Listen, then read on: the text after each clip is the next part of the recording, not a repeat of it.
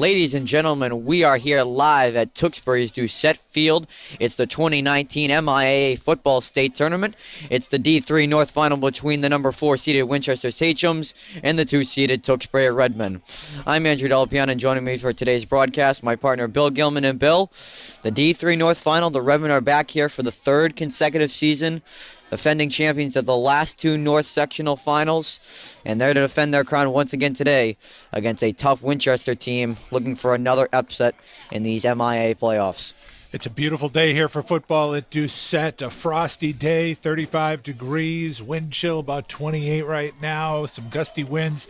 And 2 teams that are coming into the game playing some of their best football of the year. As you mentioned, the Redmen looking for the 3rd straight Division III North championship.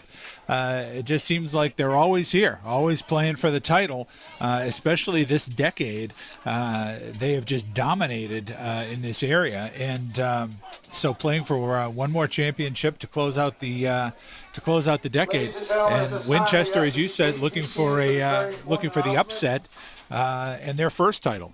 Winchester coming off a dominant win in their D3 North semifinal as they upsetted the number 1 seeded Danvers Falcons. They are led by star dual threat quarterback, also their middle linebacker, also their cornerback, and their star safety, Tommy Dagan, who went 10 for 15 through the air with 147 passing yards and a passing touchdown. And on the ground, he had 124 rushing yards for 3 rushing scores. A very dangerous quarterback that the Redmen need to contain today. Degnan is an excellent quarterback, and he's a big, strong kid who can do an awful lot of damage, as you said, on both sides of the ball. And the Redmen defense is going to be challenged today. And this rushing game of Winchester, as we said, led by 2 very dominant forces. As we said, Tommy Dagan, the star quarterback, and a running back, Jimmy Gibbons, who had 80 rushing yards in the win last week and 2 scores.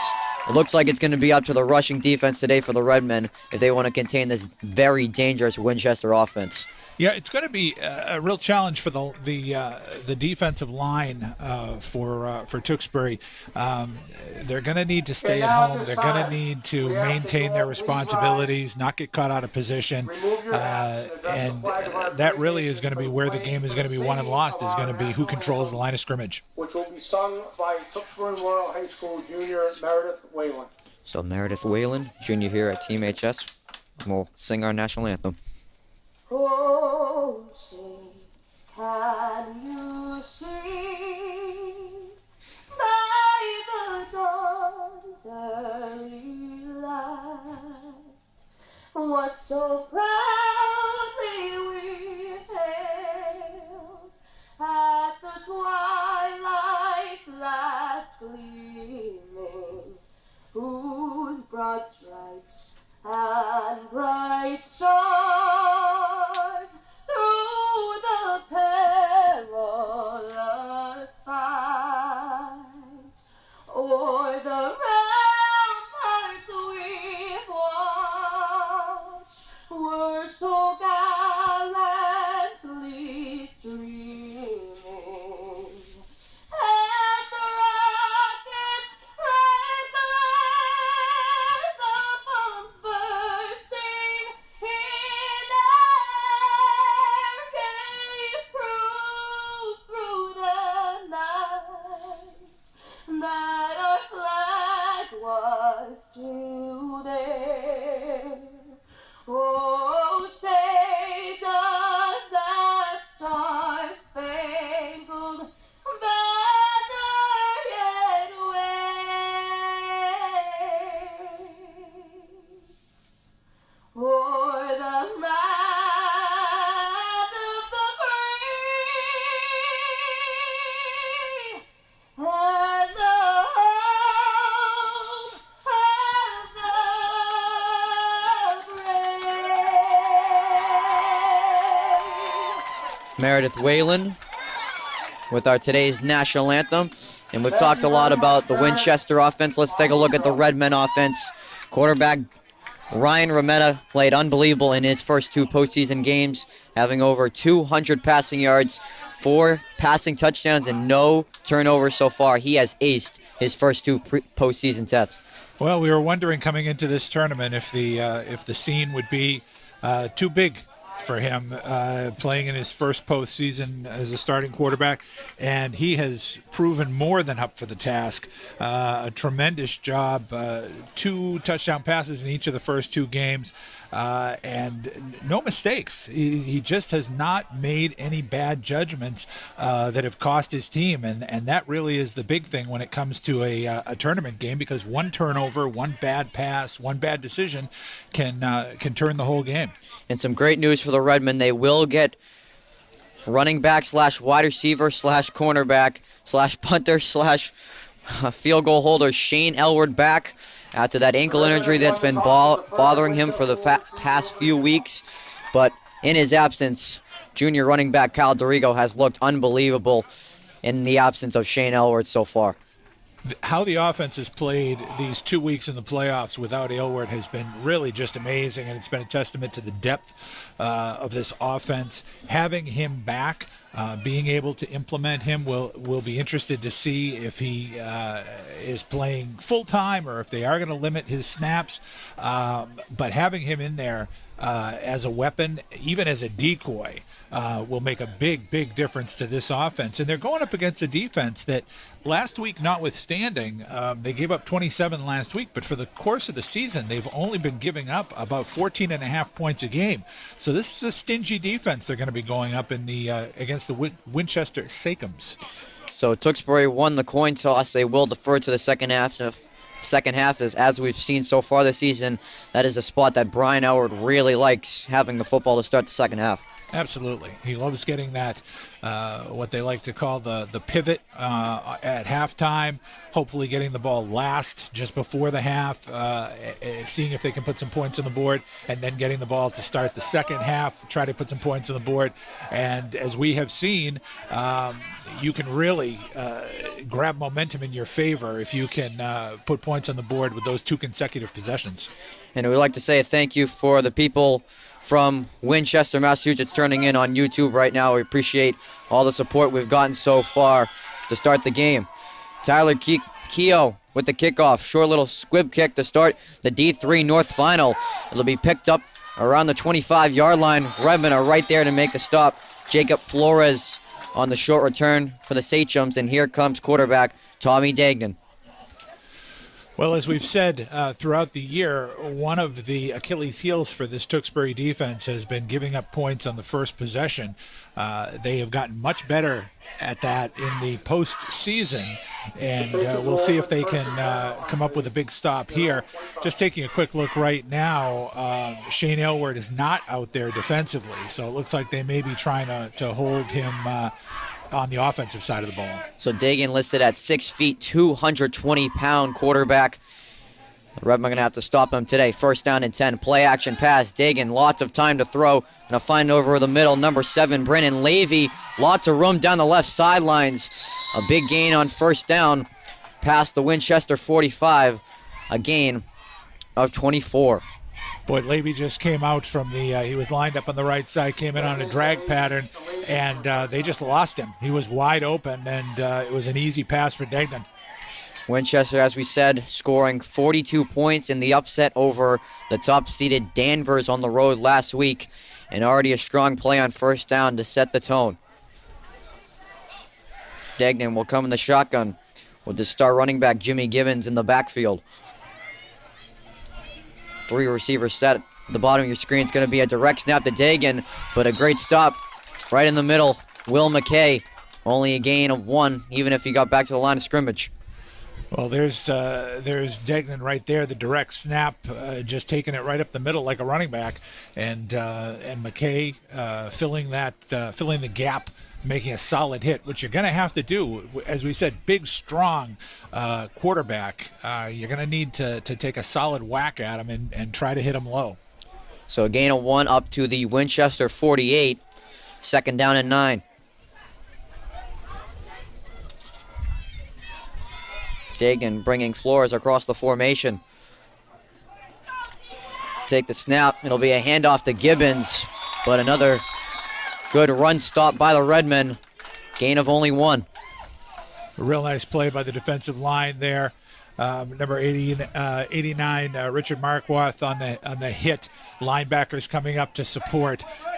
Good sign on the first couple of carries up the middle.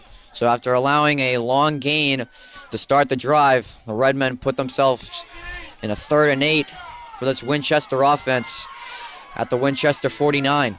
3rd and 8. Dagnan will take the snap. He'll pump fake. Put a ball over the left side of the field. A lot of contact, and a flag is thrown. Questionable call there, and that looks like it's going to be defensive pass interference on number 23, Tyler Keogh. Yeah, that's a tough call because the ball looked like it was going to be overthrown. He had Levy going down that left sideline, and Levy just seemed to stop. So when Keogh turned to look at the ball, he kind of ran into Levy. Certainly was not intentional, but it's going to be 15 yards. It's going to be a first down for the Sachems. So, unlike the NFL and the MIA, it's not a spot foul. Pass interference is just a 15-yard penalty, but it is an automatic first down, and that brings the ball to the Redmen 36. Fresh set of downs for Winchester. Dagnan, direct snap, roll out to his right, down the right side of the field, but good defensive coverage by number 4, Kyle Dorigo. Pass was intended for number 10, Jeff Tan. Nice job by Dorigo. He had him the whole way down there, and the ball a little bit overthrown, but even if it had been on target, Dorigo was right there. So 2nd and 10 from the Redmen 36. That was one of those run-pass option plays, and Dagnan certainly could have tucked it and run, and I thought he was going to, but then he kind of stopped short. He thought he had his man. So Dagnan back in the shotgun formation. Shift the tight end from left to right. Take the snap. Another run-pass option. Woodford couldn't get a hold of him. And Dagan's going to get an extra 2 or 3 yards off the missed tackle. Well, there you can see the strength of Dagnan twice coming up. Woodford got a hand on him, was able to slow him down, which was big, but he pulled away from there, and even when he had 2 or 3 tacklers, they still couldn't bring him all the way down to the ground. So another 3rd down coming up here, 3rd and 7 for Winchester at the Redmen 33. One has to believe at the 33-yard line that Winchester is looking at 4 down territory here if they don't make it. Converted on a lot of 4th downs in the win last week, especially in this Redmond area. Another direct snap to Dagan. It looks like he just slipped trying to run up the middle. He'll get up to the Redmond 31, 4th down. Yeah, tried to run a quarterback draw there where he was faking the pass, so he took a step back as if he was going back to pass, and as you say, just lost his footing when he went to shift forward. So now 4th down, and a huge play for this Tewksbury defense. 4th and 6 from the Redmond 31. Line to gain is at the 25.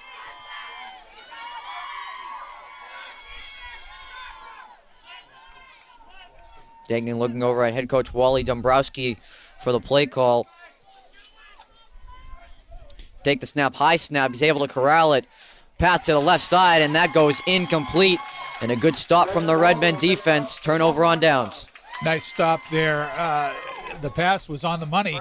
It looked like it might have been able to be caught, but Tyler Keogh on the defensive coverage, he was having none of it. And even if it had been caught, I don't think he had enough for the first down.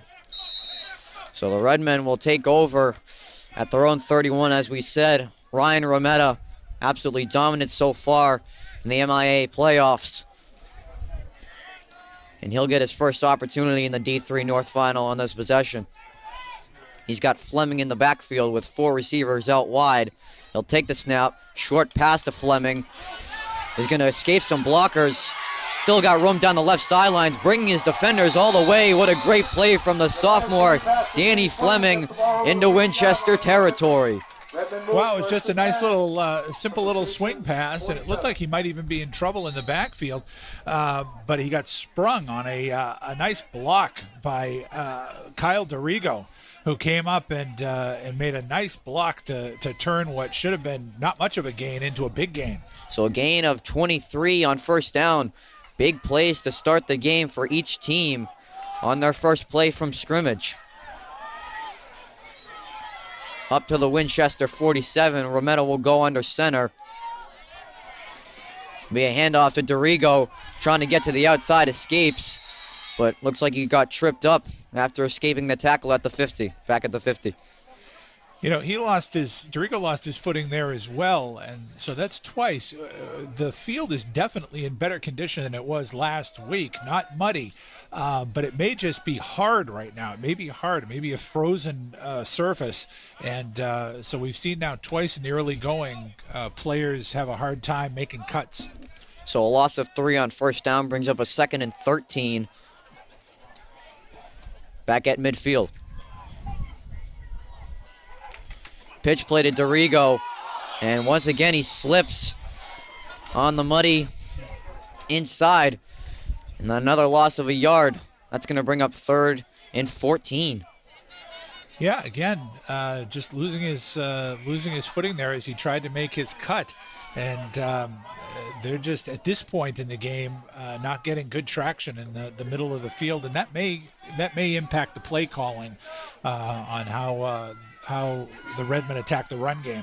So a loss of 4 yards on the last 2 plays for the Redmen offense puts them in a 3rd and 14 situation. Going to fake the handoff to Keogh. It's going to be a back screen to Keogh. Lots of blockers in front of Keogh. He's got room down the left sidelines. What a play call from Brian Elward. And that's going to pick up a big Redmen first down inside the 30.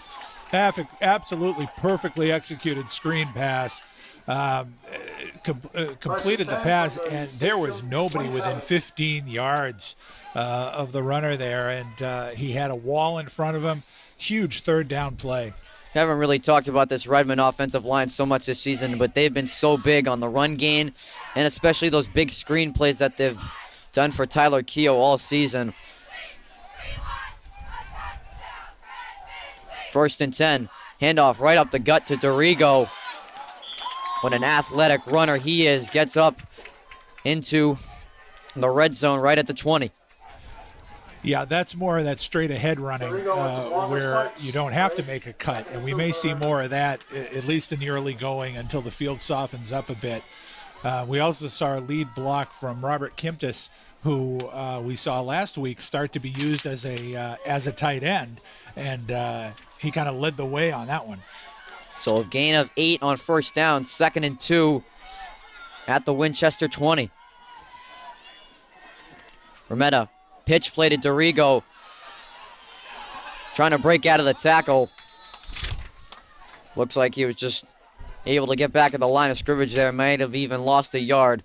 Brings up 3rd down. Nice play by linebacker Charlie Ward for the Sakums, getting some penetration, being able to slow down that play just enough to cause a 3rd down. So lost a yard on the play, 3rd and 3. Winchester stacking up the box at the defensive line. Redmond trying to counter. Handoff to DeRigo right up the middle, finding a hole in the offensive line. He's able to break through, and flags coming down on the play. Possible face mask from one of the Winchester defenders, dragging him to the ground. It is. That's the signal we're seeing is the face mask. But what a nice hole, again, right up the middle, right between the guards. And DeRigo just running low, running hard. It is a face mask. So the ball was marked down at the 6-yard line, so that will be half the distance to the goal. That'll advance the ball inside the 5 at the Winchester 3, 1st and goal. Redmen knocking on the doorstep with 4 minutes to go here in the first quarter of play in the D3 North Final.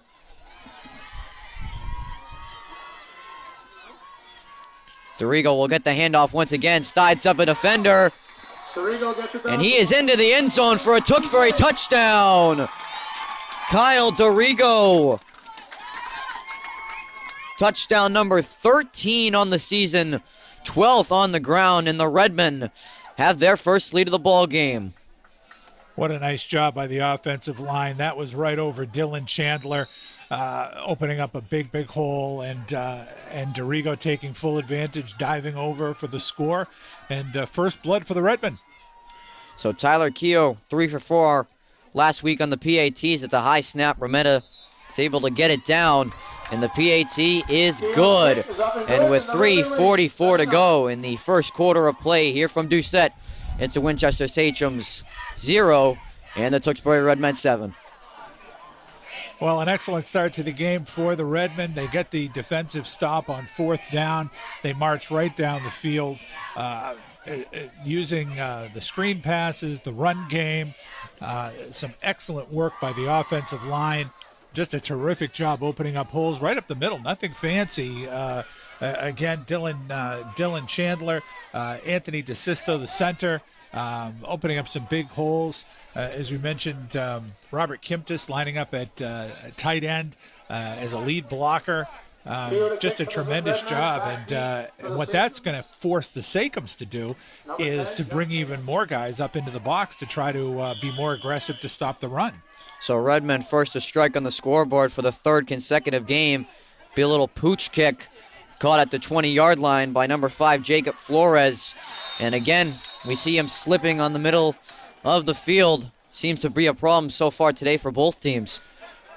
Yeah, I think, these guys aren't like the pros or the big-time colleges. You don't see them having several different sets of cleats that they could use.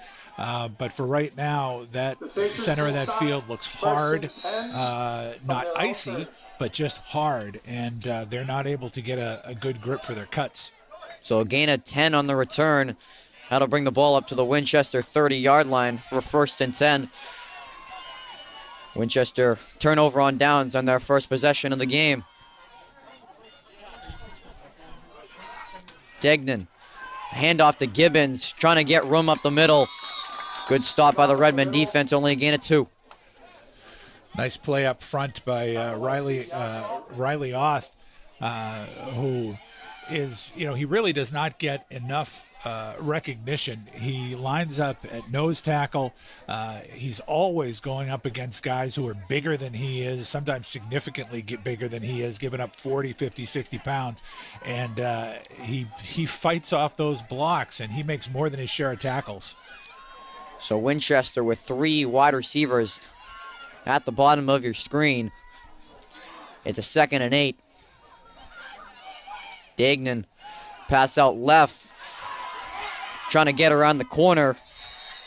Number 25, Derek Ganacci on the reception, pushed out near the 1st down marker. Stephen Arsenal, linebacker, read the play, but he wasn't able to quite get there in time to cut off the corner. So a nice gain brings up 3rd and very manageable for Winchester. So they are able to bring their 2nd running back, the sophomore Ganacci, on the play. A gain of 6 yards brings up a 3rd and 1. You can see the Redmen bringing in their linebackers up to the line of scrimmage. Dagan's going to take the direct snap. He's going to run out to the left. He's going to fall forward for a Winchester 1st down at their own 44. Yeah, nothing fancy there. He knew what he needed for the 1st down. Wasn't trying to do too much with it. Just trying to get a new set of downs, move the sticks, and that's what he got. And when you're that big, you just put your shoulder down. You can just lean forward like he did and always pick up a few yards. So ball now at the Winchester 45, 1st and 10.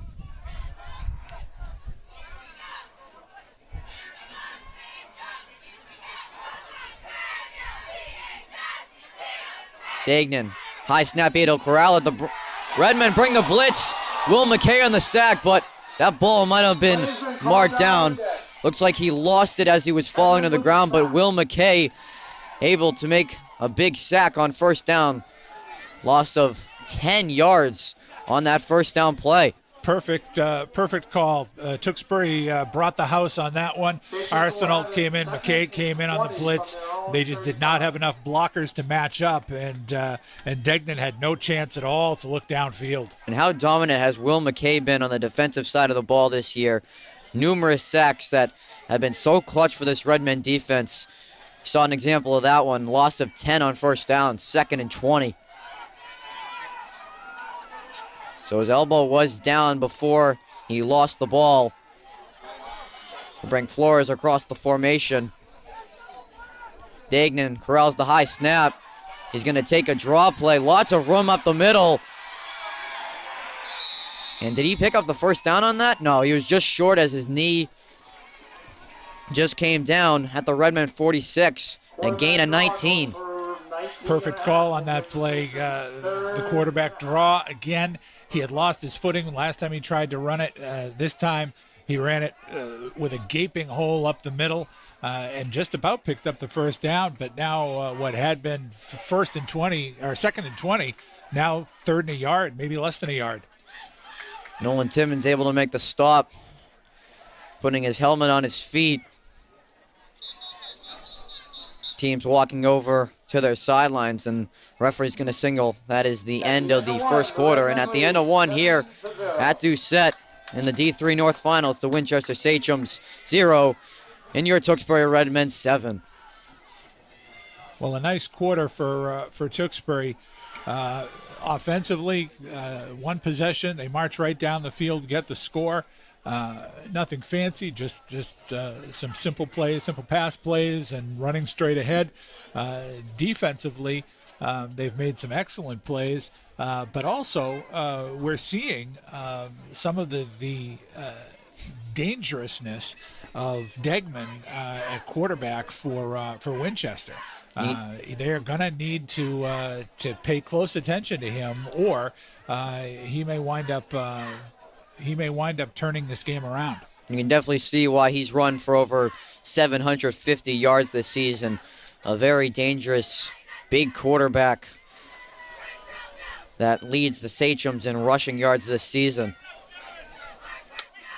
So after the gain of 19 to end the first quarter from Dagnan, it'll be 3rd and 1 from the Redmen 46. Gibbons will join Dagnan in the backfield.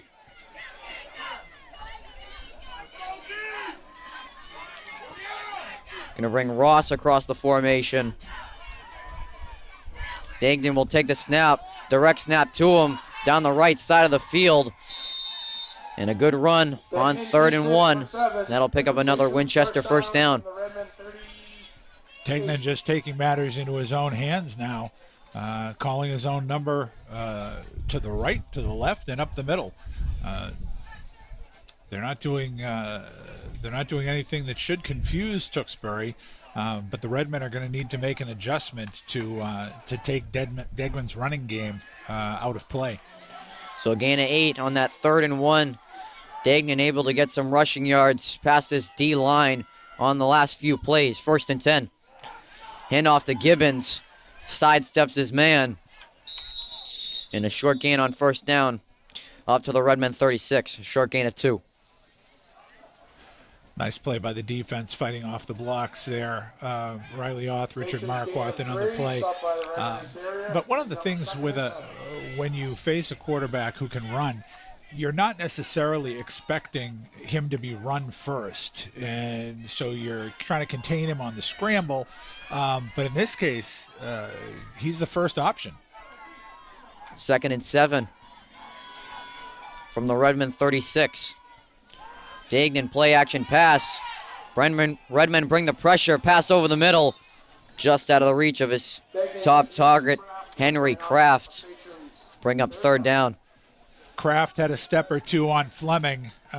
Don't be surprised if we see that route again coming in on the late deep cut. And he was wide open. Well, not wide open, but he had a couple of steps if the pass had been on the money. There's a strong play action pass there from Dagnan. I left Kraft open in the middle of the field, but just missed his target. 3rd and 7.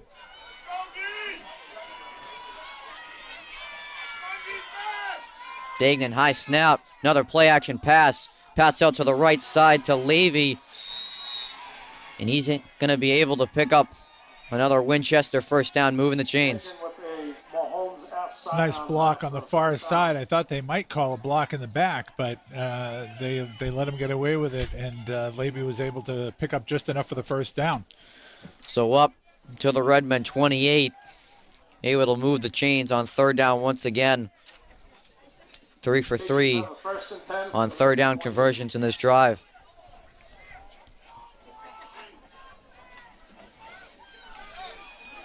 So Winchester using 6 minutes of this clock here in the first half. Still marching down the field deeper into Redmen territory. Dagnan will now come up in the pistol formation, take another direct snap, move from right to the middle of the field. The Redmen still can't take him down. Dagnan breaks free, and he is into the end zone for a Winchester touchdown. Well, there is the quintessential Dagnan run. It was a designed run going over the right tackle, and he broke at least three tackles along the way. You can't arm tackle this guy. You've got to wrap him up. You've got to hit him low. You've got to treat him not like a quarterback, but like a big, strong running back. As you said, 220 pounds. He is a load.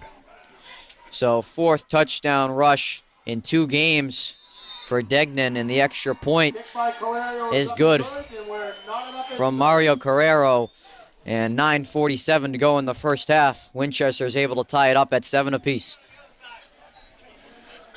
A long drive for the Sakums, chewing up about 7 minutes on the clock. And of course, one of the things that does is that keeps the Tewksbury offense off the field, and that may be the best defensive weapon Winchester has. If they can put together ball control offensive drives, they're going to stay right in this game. But now we'll see if the Redmen and Ryan Rometta have an answer.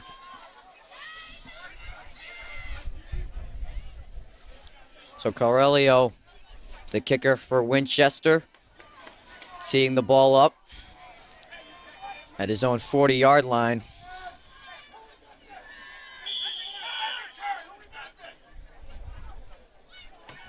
So it's a low kick, able to be corralled by Nolan Simmons, and he's just going to fall on it at the Redmen 34. Kickoff's recovered by the Redmen on their own 35. Redmen will stop 1st and 10. Well, that actually was a big break for the Redmen because they only had 10 men on the field for that kickoff return.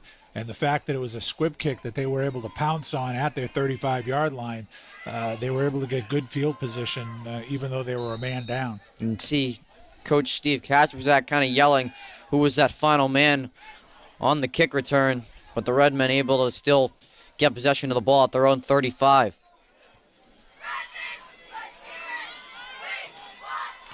Rometta will go under center. Handoff to Kalu'olu. Puts his head down. Short gain of only 2.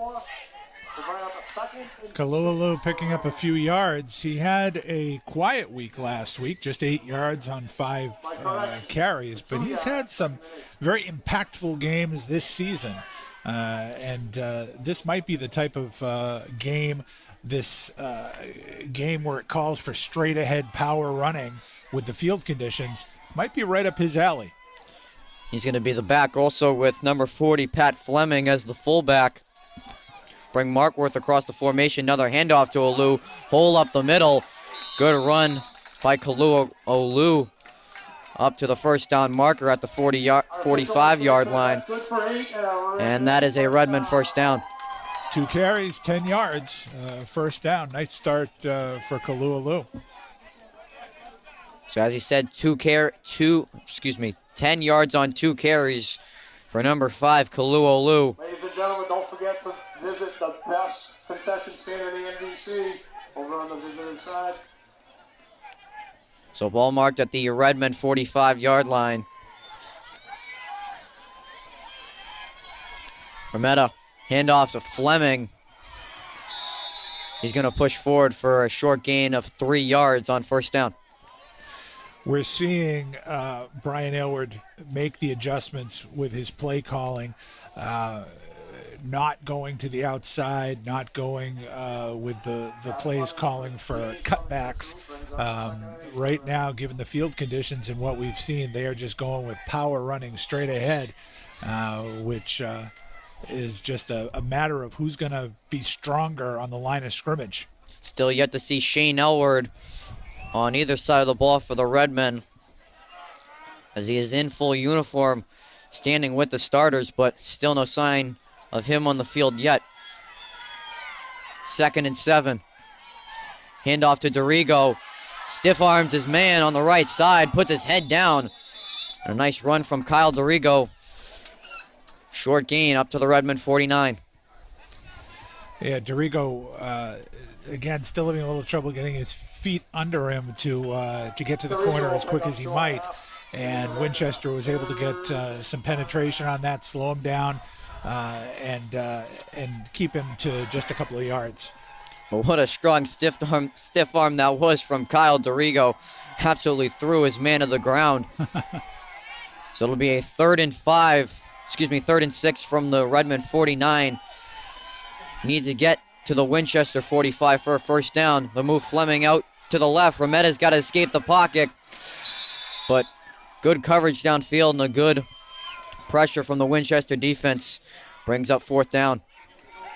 Aria Manfred in on that play. Adam Bischoff in on that play.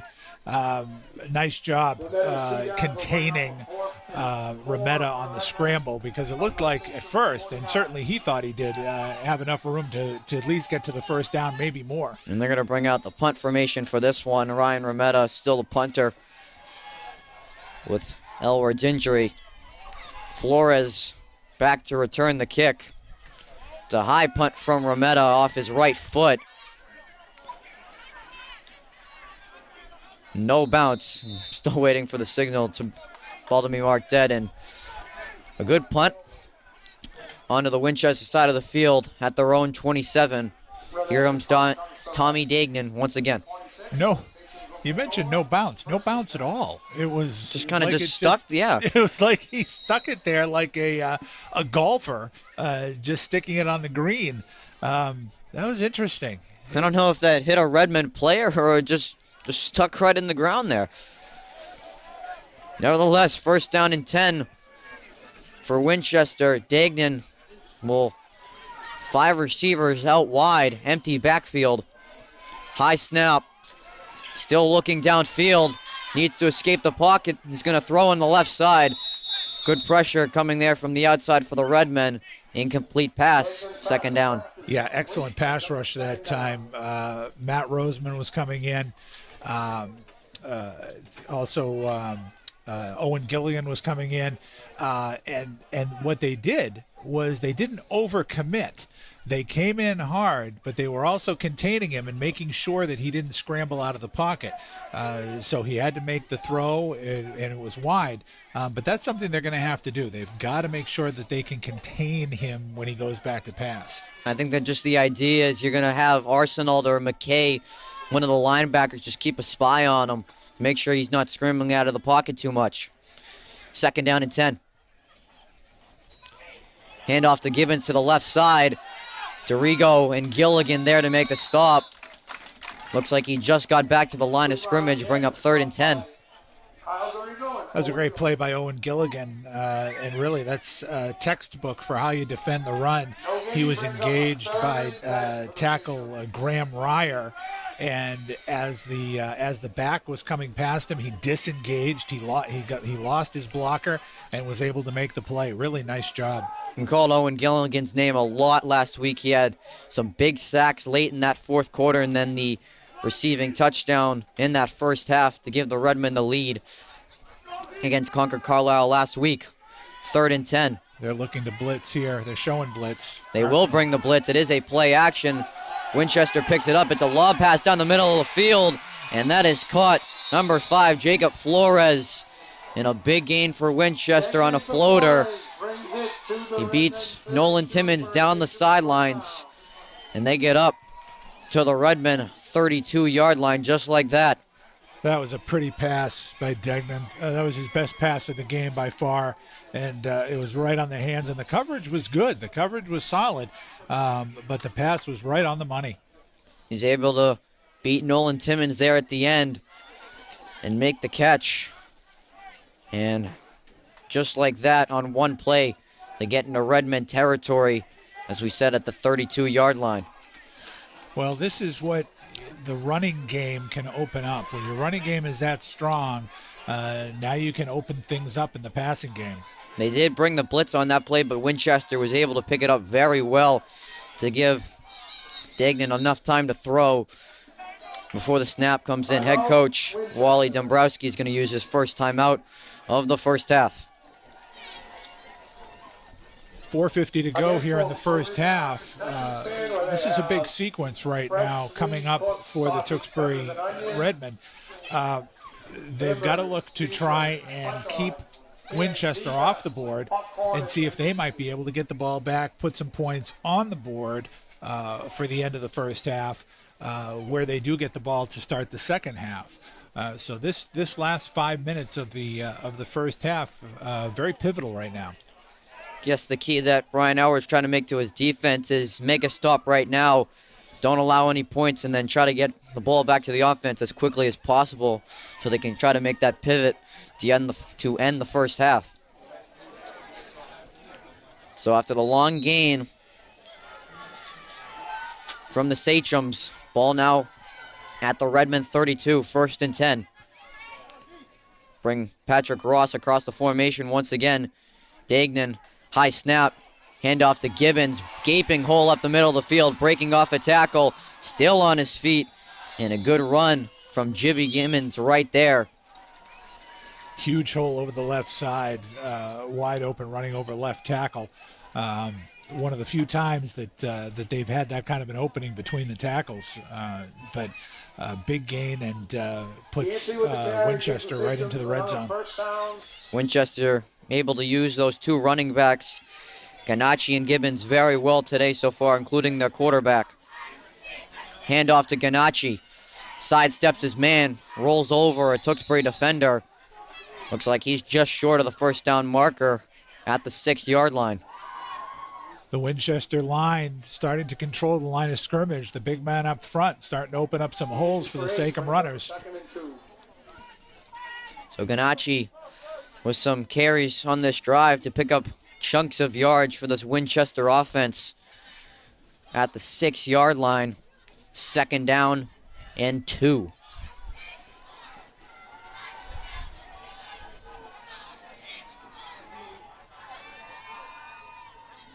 Shotgun formation. Bring Ross across once again. Fake the handoff to Ganache. Dagnan's going to bring it outside, and he's going to dive into the end zone for a Winchester touchdown. Another touchdown run for Tommy Dagnan to give Winchester the lead. Well, and that's, we talked about the running game opening up the passing game. The running game of Degman, the threat of him to run, also opens up the run game for the other backs. When he hands the ball off, you've always got to have in the back of your mind that he may be holding on to it to run himself, and that just gives their backs an extra step because of the threat of what he can do. And the extra point is no good from Calerio. And after the Tommy Dagnan touchdown, it remains a 6-point game. And with 3:23 to go in the first half, here from Doucette, it's Winchester 13 and Tewksbury 7. Well, I'll tell you, so far I've been very, very impressed with Tommy Dagnan. He's starting to throw the ball well. He got off to a slow start through the air, but his running ability, both off of the play action, off of just calling his own number on a straight ahead kind of a wildcat style run on the quarterback draw. He is a very dangerous offensive threat for the Sachems, and Tewksbury is going to need to make some defensive adjustments to try to find an answer. It reminds us of how well Methuen quarterback Connor Bryant played with running back Zach Bergeron, and the lone blemish on the season for the Redmen, one of the very few times that the Redmen have trailed this season. And they find themselves down 6 with 3:23 to go in the first half. Calerio to kick with Keogh back deep. McKay, Dorigo, and Fleming. Okay. Calerio, short little kick, be taken by Timmons. able to get a few yards, still breaking off tackles. Looks like he got a few extra yards off of sidestepping a few defenders, and that's going to get the Redmen great starting field position at their own 47. One of the great advantages to having the offensive depth that Tewksbury has is that you can put 5, maybe 6 guys out on a kickoff that can all field the ball and run with it effectively, and that was one. Timmons got the ball and was able to get them another 10, 12 yards up to midfield. So touchdown and punt on the first 2 drives of the game for the Redmen. Fleming across the formation, pitch to Keogh, trying to get to the outside. Breaks off the tackle. Is able to plunge forward inside the 45. Pushed out of bounds by number 18, Henry Kraft, after he broke off Kraft's tackle. Yeah, Kraft, I thought was going to be able to get him for a very short gain, but Keogh was able to keep his footing, stay in bounds, and get another 5 yards out of it. Nice job. So a gain of 8 on the first down run from Tyler Keogh, who was very quiet in the win last week after putting up 189 all-purpose yards against Lynn English in the D3 North quarterfinal. Ball now inside Winchester territory at their own 44. Handoff to Dorigo, but right there in the backfield to make the stop, the Winchester defense, number 70, Aria Manfred, who broke through the offensive line. Rometta was barely even to get that ball off to Dorigo. Aria Manfred, 6'2", 190 pounds, strong kid, has made a couple of plays, very athletic, can get good penetration, but also has shown that he can play sideline to sideline. So a loss of 2 brings up a third down. Got to get to the 43 for a first down. Fake the handoff to Keogh, and around to Danny Fleming, trying to break off of Manfred's tackle. And a good gain from Danny Fleming to get to the Winchester 30-yard line. A well-executed reverse. How many times have we seen that during the year? That's Shane Aylward's play normally, and really well-executed reverse by Fleming. Gets plenty of yards for the first down, and with about 2:11, 2:10 to go in the first half, Tewksbury in business. So now at the Winchester 30-yard line, Dorigo and Fleming in the backfield. Fleming's going to get the call on this one once again. Fight off a few tackles, pick up some yardage, only a gain of 2. And Brian Elward's going to use his first timeout of the first half. Each team only with 2 remaining. Yeah, Tewksbury with plenty of time here. About 2 minutes to go here in the first half. They've still got the 2 timeouts. They can still do a lot of different things. They can still run the ball if they want. They can throw the ball downfield and use the middle of the field. So no reason to have to rush. No reason to have to panic. And they've got a good opportunity to get on the board again. Maybe even take the lead before halftime.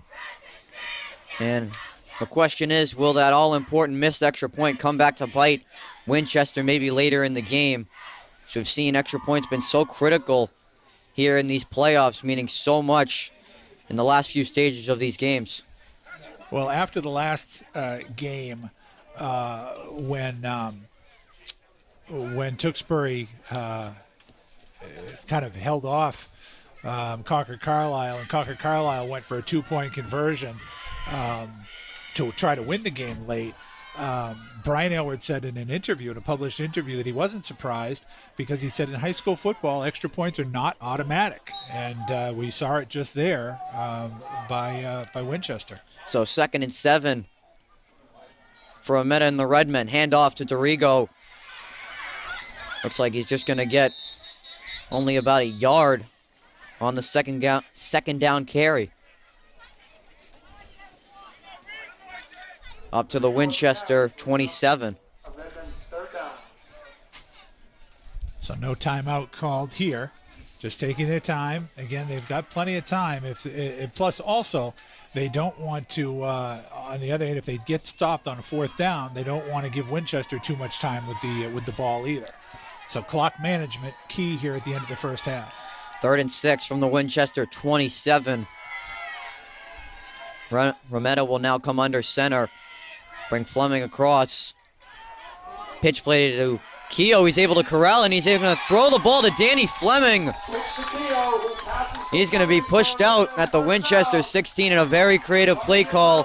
Tyler Keogh 2 for 2 on passes this season for the Redmen. Wow, nothing too big on that one. You know, a lot of times when we see the halfback option, they try to go deep downfield. In this case, it was just a quick 10-yard pass looking for the first down. They got a new set of downs. They got out of bounds to stop the clock.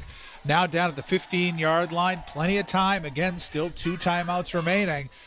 So Tewksbury making the most of these last few minutes. Another very creative play call from Brian Elward, using every position player he can to make a play. Ball in the 15 now, 1 minute to go. Pitch play to Doriga on the outside. Was able to, no, it looks like he stepped out on the edge there as he was trying to make that cutback out at the 14. He did. And that's too bad, because he looked like he was trying to just tiptoe the line and thought that he might stay in and might have wound up with a much bigger gain, but winds up only picking up a couple of yards. See him frustrated after that play as he tried to make that cutback, but that right foot just on that white line at the 13 to step out. 2nd down and 8.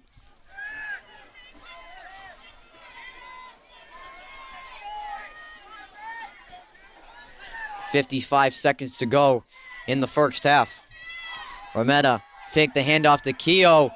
Very similar play. Not get tipped at the line of scrimmage, it might have, but we've seen that play very much from the Redmen this season, breaking over Timmons to the other side of the field, but Winchester just able to get a hand at the line of scrimmage to force an incompletion. Yeah, that was either Aria Manford or Jake Erico getting a hand up and just tipping it just enough that it wound up short, and that's too bad, because he did have Timmons breaking for the flag, and he was open by about 3 steps. So fortunate from Winchester on that play. 3rd and 8 from the 13. Redmen 3 receivers at the bottom of your screen. Rometta, another pass play out to left side to Fleming, trying to break off of his tackle, but Winchester's able to contain him. Might have even lost a yard on that play. Will bring up 4th down. Some really good speed. That looked like maybe Camilo Vazella running down Danny Fleming and forcing him out of bounds. Some really good speed from the Winchester defense. So 4th and 9 from the Redmen 14. We did see Tyler Keogh hit a 28-yard field goal in the playoffs, but the Redmen are going to go for it. They're going to spread everyone out. Crowd noise really amping up here at Doucette. Rometta rolling out to his right, looking for Keogh. Keogh is able to make the catch, and he's into the end zone for a Tewksbury touchdown. What a throw from Ryan Rometta. Boy, a terrific throw by Rometta. Excellent concentration by Keogh. He had Jacob Flores. Looked like he tried to jump the route and went up to make the interception. The ball went through his hands, and Keogh, like I say, kept the concentration, hauled it in, and then was just able to walk into the end zone. Keogh in for the 5th time this season. Ryan Rometta continues his postseason dominance so far, and a flag comes in as we saw one of the Sachems jump at the line of scrimmage. It does look like they will be calling it offside. So do you still go for the extra point here now that you're at the 1? I think they will. I think they will. I don't think they'll take the chance. They've got the tie right now. This the extra point give them a chance to take the lead. So Tyler Keogh, very good on extra points this season. He's hit 22 so far. He's hit number 23 and 24 on the day. And with 39 seconds to go in the first half, the Redmen retake the lead, 14-13 over Winchester. Well, this is what we talked about just at the start of the game. When Tewksbury won the toss, they deferred. We talked about that pivot at the end of the half. This is exactly what Brian Aylward was looking for, getting points on the last possession of the half, and now getting the ball to start the second half.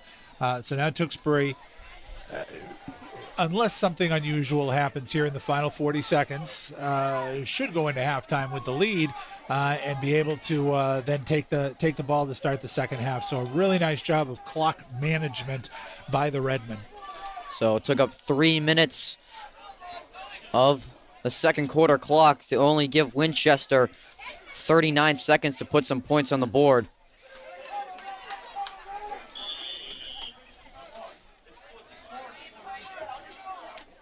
So Keogh tops the ball a little bit. It's going to take some Redmen bounces, fall right into the hands of Henry Kraft, who was able to get up to the Winchester 35-yard line. Their own 35, where they'll take over first and 10. That took a lot of time off the clock on that play with Kraft staying on his feet for so long. Well, this is where we'll see Degman need to show off his arm. He's got 33 seconds to work with. He does still have 2 timeouts. He's got some talented receivers to work with. And so we'll have a chance to see him, see if he can put together a late scoring drive here, riding his arm instead of his legs. Like for Brennan Levy and Henry Kraft in this possession to try to make some key catches for Winchester. It's a high snap. Dagan, lots of time to throw.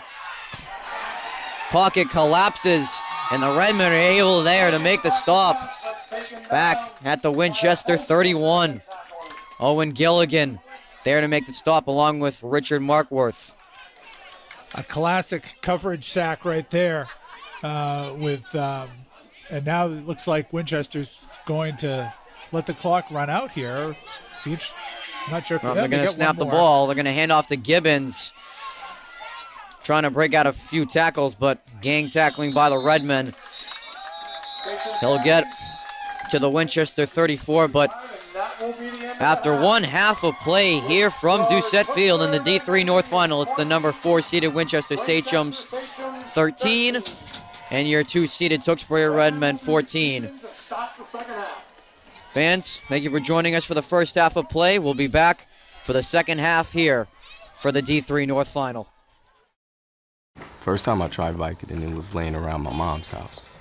I didn't know they'd be this addictive. I didn't know how far I'd go to get more. Opioid dependence can happen after just 5 days. Know the truth, spread the truth. I'll never forget the day our landlord called and said, "Read your lease. No pets allowed." My owner tells him my dog ate the lease, but that didn't work. And now I'm stuck in a shelter. But this pit bull is ready for a new crib. I'm loving, loyal, and play well with others. So don't be intimidated by all my muscles, because the biggest one I have is my heart. That's right, I said it.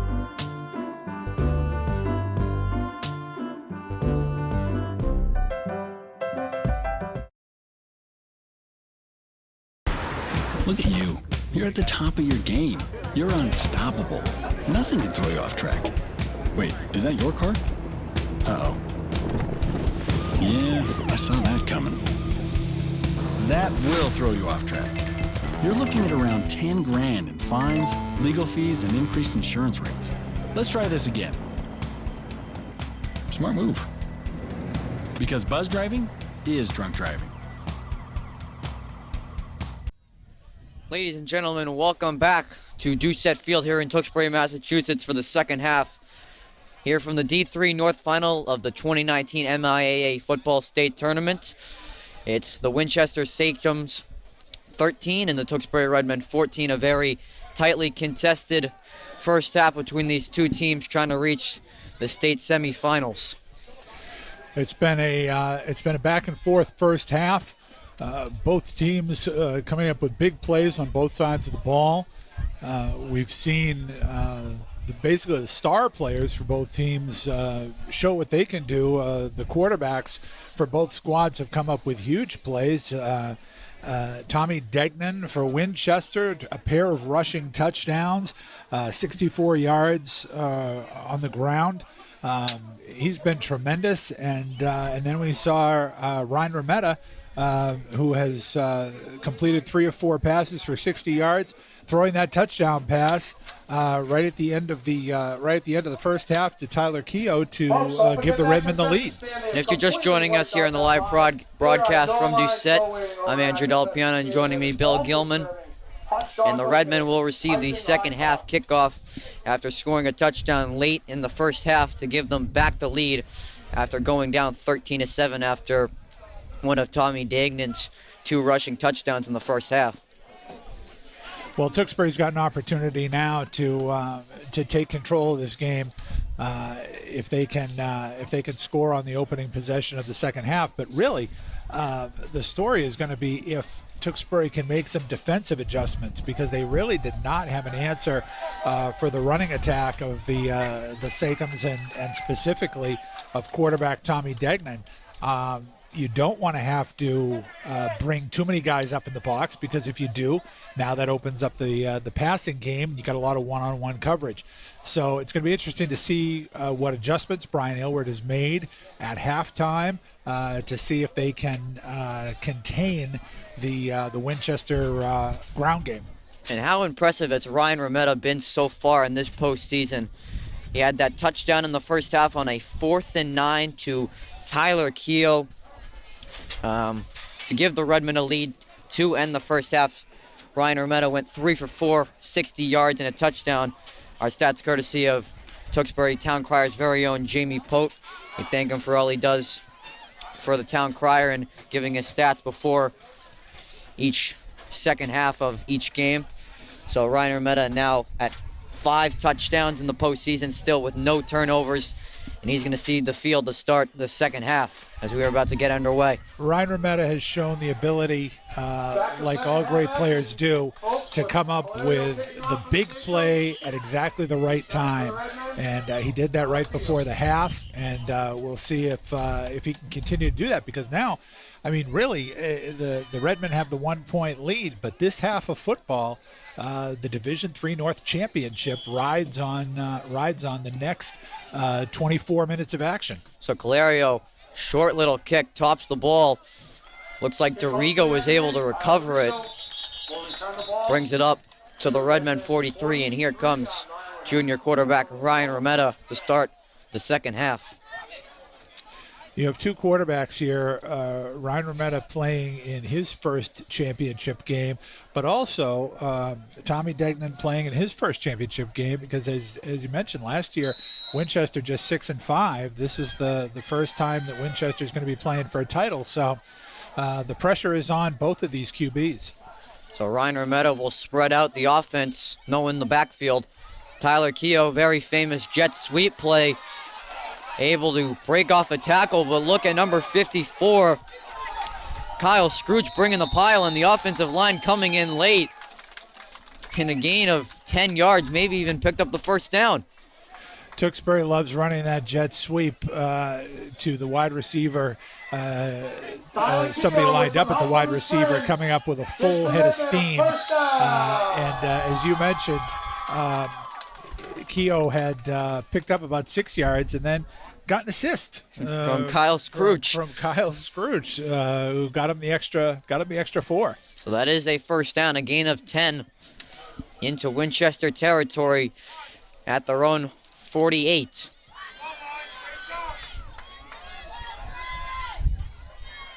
Rometta under center.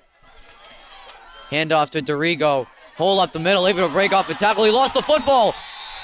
DeRigo lost the football, and it falls right into the hands of number 5, Jacob Flores. And a rare turnover from Kyle DeRigo.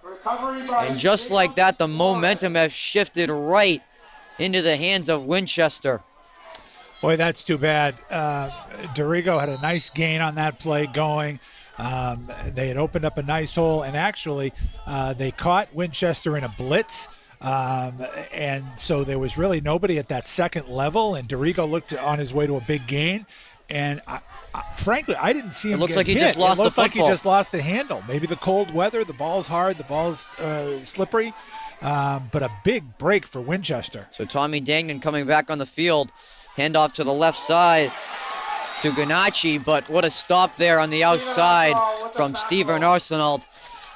What a big contributor he's been so far, especially coming after that shoulder injury he suffered earlier in the season against Drake.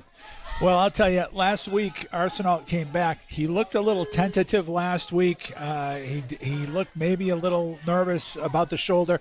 He didn't look tentative right there. He came flying through with a big hit. So a loss of 2 on Derek Ganacci, who had a strong first half of 38 rushing yards on just 2 carries. Brings the ball back to the Winchester 38. Dagnan, handoff to the left side to Ganacci. He's got a gaping hole down the left sidelines. Lots of room down the left sidelines. Danny Fleming able to chase him down.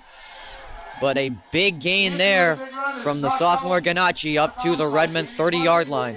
An excellent job of blocking by the Winchester line. They were able to seal off that left side and just open up a big lane for Ganacci. And as you say, Fleming really saved the touchdown right there. So it hasn't been their star running back, Jimmy Givens. It's been their sophomore running back, Derek Ganacci, getting the workload today. 1st and 10 from the Redmond 30. Fake the handoff. Dagan looking downfield. And the pass is intercepted. It's intercepted. And a flag coming down at the end. And Tyler Keogh with the interception. Flag came down late on the play. Might have been an unnecessary roughness there. It was, and I think it might be Danny Fleming who might get hit with an unnecessary or an unsportsmanlike conduct, which is too bad because it's going to make it at the 10-yard line instead of the 20. But what a terrific play by Keogh in the end zone. What a great interception.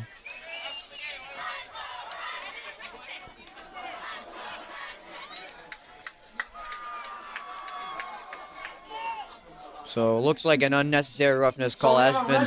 Interception by Tyler Keogh.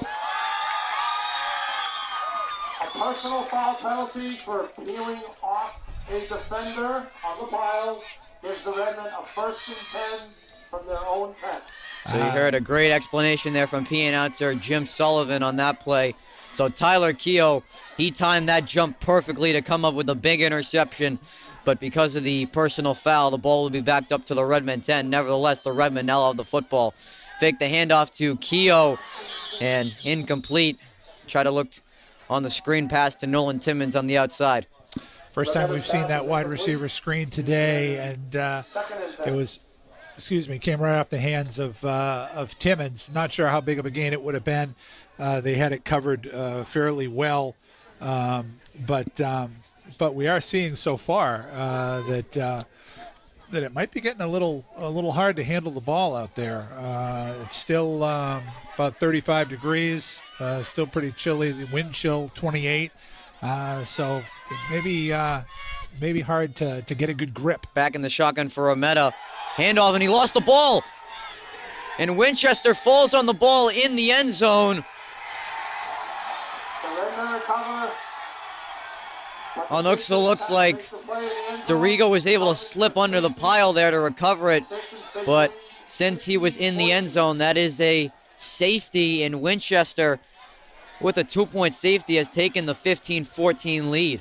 I'm surprised Kyle Dorigo even fell on that at the end of that, and he looks like he's limping off the field. He is. That may be the most significant part of that play, is that Kyle Dorigo came up lame, but that's now 2 turnovers on the first 2 possessions of this half for Tewksbury. Not what they wanted to see, and it's 2 fumbles, which is very unlike the Redmen, and now it's cost them the lead. Now they're down a point, so that extra point that was missed by Winchester, now a non-factor, and Tewksbury has to give up the ball again.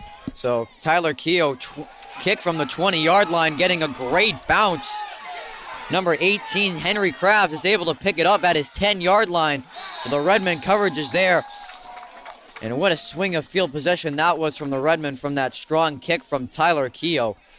I think Winchester might, their scouting might have got the best of them that time. They might have outsmarted themselves, because a lot of times Tyler Keogh will do a pooch kick, he'll do a squib kick, but I think they might have forgotten the fact that he's got a strong leg when he wants to, and they had everybody up pretty far, and he just kicked it over everybody's head, and so now some really poor field position for the Sakums. So ball at the 15 after some strange sequence of events that ended in Winchester getting 2 points and now have the lead for the second time today. Dagnan, direct snap to him right up the middle, and he lost the football. He lost the football, and the Redmen have the football. The Redmen win the 50-50. They come up with the fumble. Number 87, Owen Gilligan. What is going on? Well, I'll tell you, I don't know if they put the footballs in the deep freeze at halftime or what, or if the wind chill maybe a bit more than we thought, but both teams having a lot of trouble holding on to the football, and now the Redmen in the red zone suddenly with a chance to take the lead. This is our fourth turnover of the half already. We've barely even played 3 minutes. Handoff to Kalu'olu, right up the gut. He'll get a short gain of 6 yards up to the 10-yard line, bring up a 2nd and 4. Kalu'olu wrapping both hands around the ball, wrapping up the arms real tight, which is probably the smartest choice, but you're absolutely right. We've had 4 possessions. This is now the 5th, and 4 turnovers on the first 4 possessions. So just like that, the Redmen at the 10-yard line, 2nd and 5.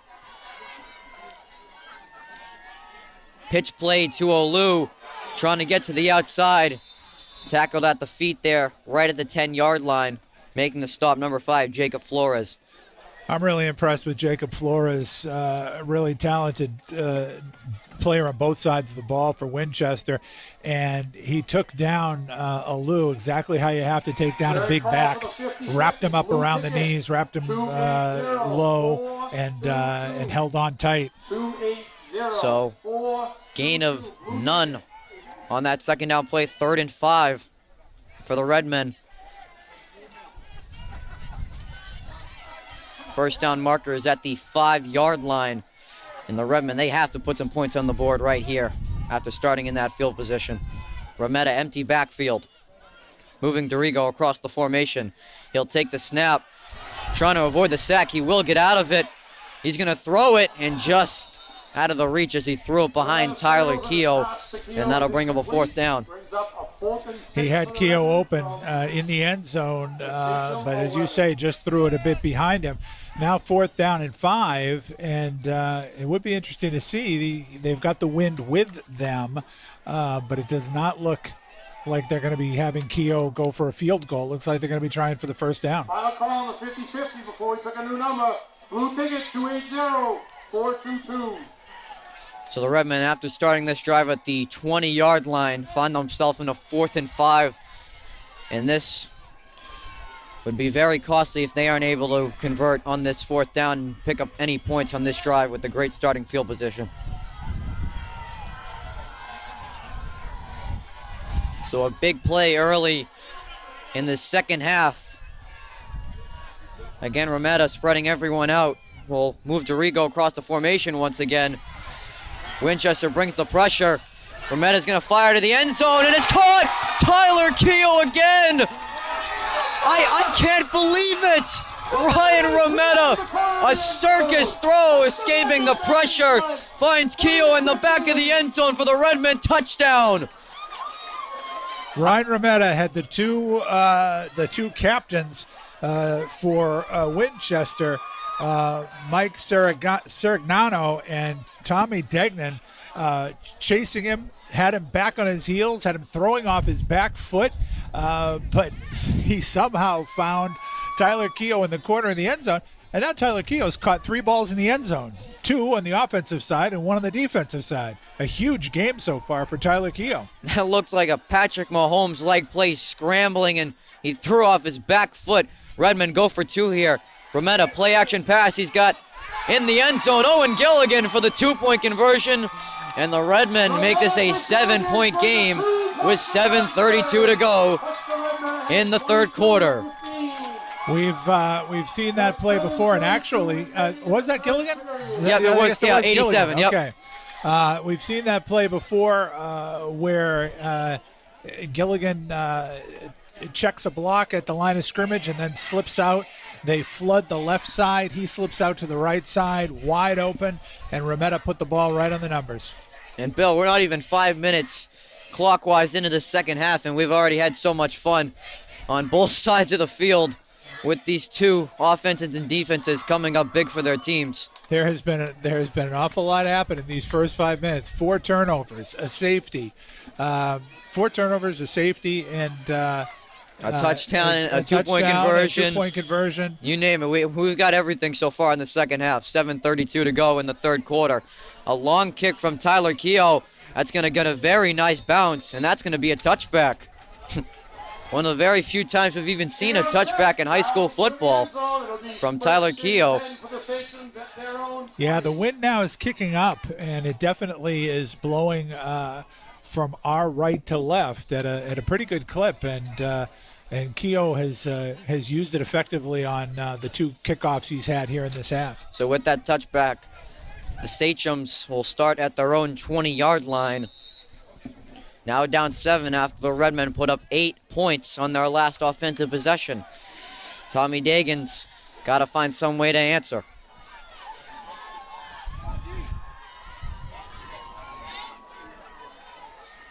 Moving Flores across the formation.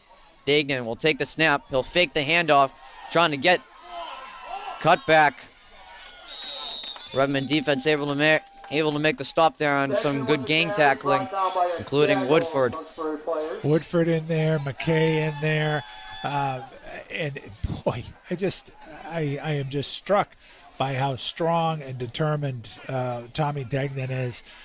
He is really hard for them to take down. Even on a play like that where it's just a 4-yard gain, he does not go down easily.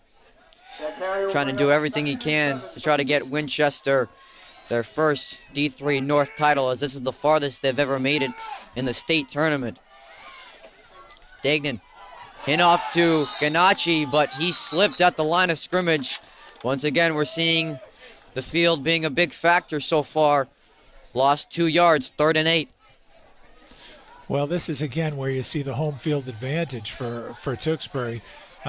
Playing here at the friendly confines, especially with a championship on the line. They're used to it. They're used to the environment of a championship game, and playing here on a familiar field is a big advantage for the Redmen. And what we haven't really seen so far is Jimmy Gibbons. Mostly the running back snaps have gone to Derek Giannacci. 3rd and 8, high snap. Dagan, lots of time to throw. He's going to lob one down the middle of the field. He's got a receiver, but Kyle DeRigo at the last second putting his hand up. And what a big play from Kyle DeRigo. And that's going to bring up 4th down. Jacob Flores had about 3 steps on DeRigo, and Degnan put it up there. He's throwing into the wind, and that might have knocked it down a little bit. Gave DeRigo just enough of a chance. He never gave up on the play, and as you say, just got his hand in there just enough to break it up. A big stop defensively for the Redmen. So first time we've seen the Winchester punt team out as Tyler Keogh is back to return the kick, standing at his own 49-48 yard line. With that wind, a chance for the Redmen to get excellent field position. So Dagan, a low punt.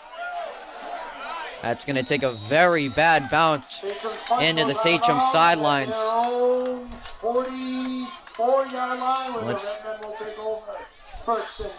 And the ball's going to be marked out at the Winchester 44. A very bad punt of only about 23 yards. It was just he shanked it off to the left, and now an opportunity for the Redmen to take control of this game. It's been a 1-score game the entire way so far, and this would be an opportunity for them to really take a firm grip on the ball game. Defense looked really good on that last drive, holding Winchester to their first 3 and out of the game. Remetta under center. Hand off to DeRigo. Look at that second effort from Kyle DeRigo to stretch the football out to the 41. Good run by DeRigo. That's the first run he's had since his fumble earlier. Also, first time we've seen him run since we saw him come up lame from the fumble that he recovered in the end zone for the safety, and he looks like he's at full speed now. So a short gain of 3 yards on first down brings up a 2nd and 7.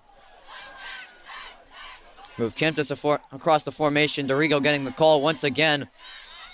A short gain of 2 yards up to the Winchester 39. Gets it inside of the station 40. Will bring up a 3rd down and 4 for the Redmen. A big conversion opportunity here. Try to move the chains, keep the Winchester defense on the field. As you start to see the Winchester crowd coming alive for this defense, who a key stop right now will get the ball back in the possession of Tommy Dagnan, but this probably is 4th down territory for the Redmen anyway, even if they don't convert. So Rometta back in the shotgun with DeRigo to his right. He'll take the snap, rolling out to his right, and that pass is intercepted. First turnover we've seen from Ryan Rometta. Number 50, Adam Briskoff, jumped the route.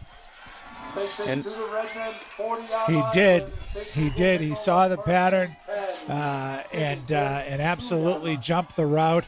Another turnover here.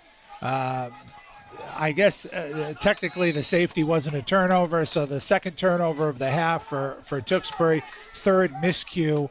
But a big momentum swing here, giving Winchester the ball on the Tewksbury side of the field. What a great jump from Bishkoff there, as he read Rometta the whole way to pick off Rometta's pass intended for Tyler Keogh.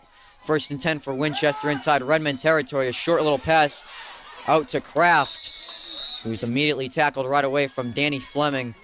A short gain a gain of 8 on first down. A nice play, a little quick button hook pattern. Nice pickup on first down. Nice safe pass. So we just reach inside 4 minutes of the 3rd quarter here from the Dean North Championship.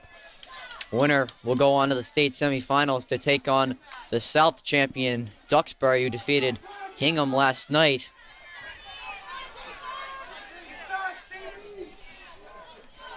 So Dagnan looking over at head coach Wally Dombrowski for the play call.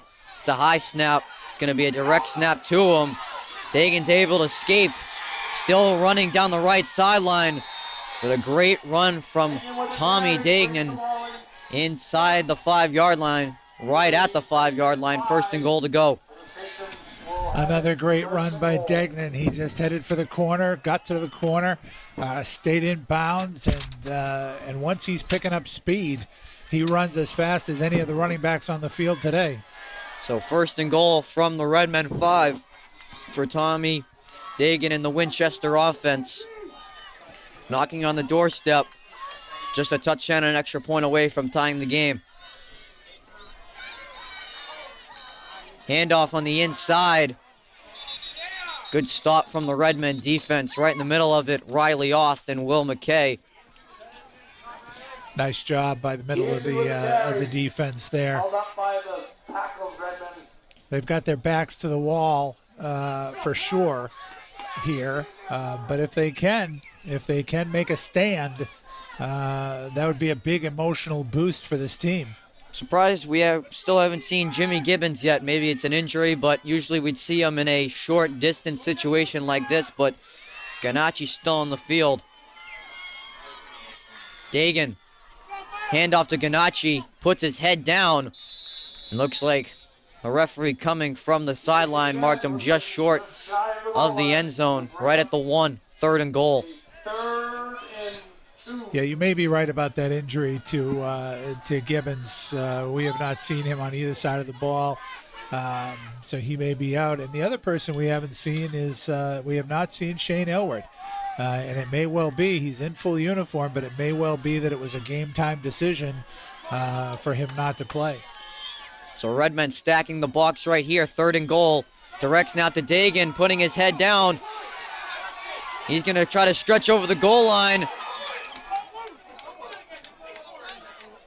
He lost the ball. The ball's on the ground.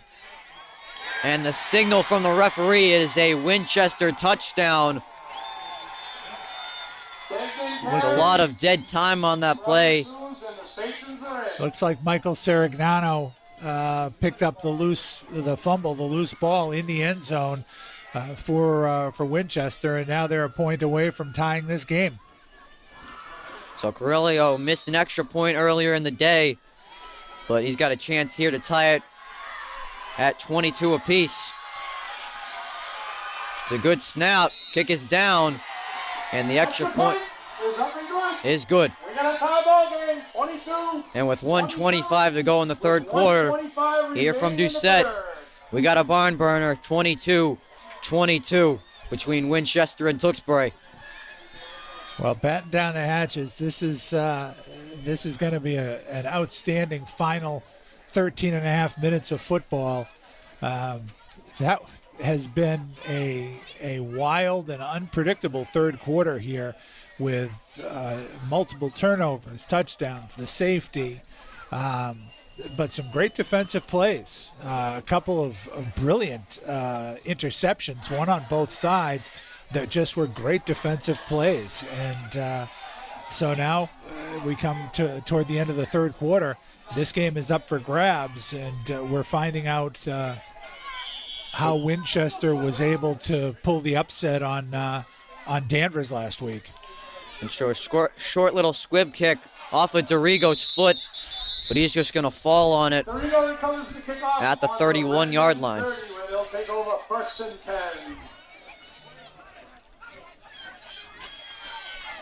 So, in the final 13 minutes of the ball game, it's all going to be about who wants it more to try to advance to the state semifinals as the Redmen try to look for their 3rd straight D3 North crown.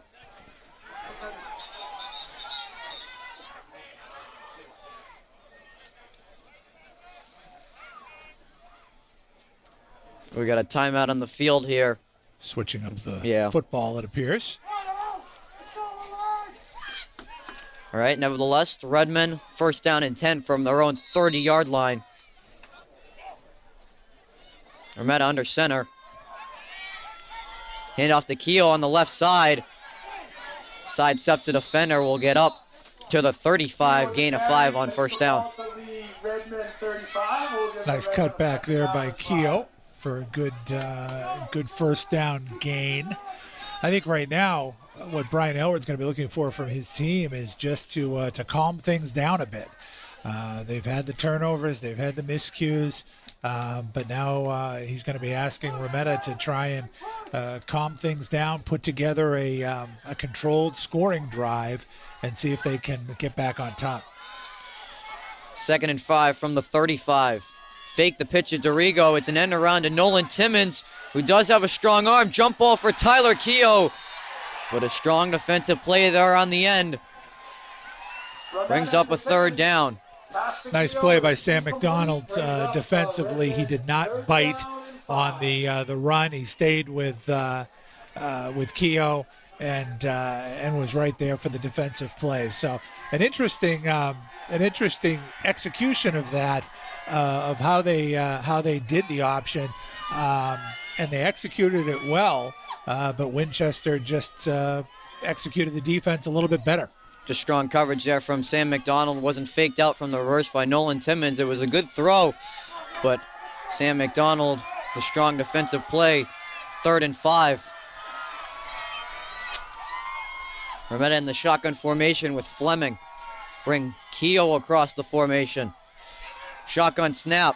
Rometta, lots of time to throw, and he lost the ball out of his hands, and since his arm was moving forward, that's an incomplete pass. So it just slipped out of his hand on 3rd down. And the Redmen going to have to kick away. Yep. I'm not sure. He looked to be looking deep downfield, which surprised me a little bit that they didn't have a shorter route going for the 1st down, but they were looking deep downfield on that play. But incomplete, and now Remetta is going to be forced to kick it away back in the hands of the Sakums. So he's kicking with the wind. It's a high snap that he's able to corral. It's a good punt. And the Redmen right there to make the hit. A questionable decision by Flores to not kind of just call that off, but he will take the hit, but luckily he's able to hold on to the football there.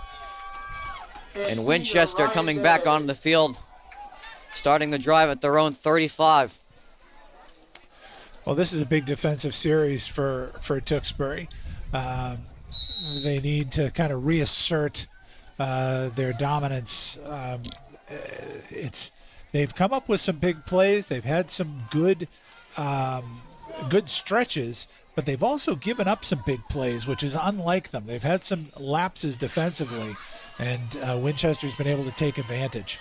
So Dagnan back in the shotgun. Take the snap, pass out wide to Ganacci, trying to get the corner, cut back. Good gain on first down of about 7 yards.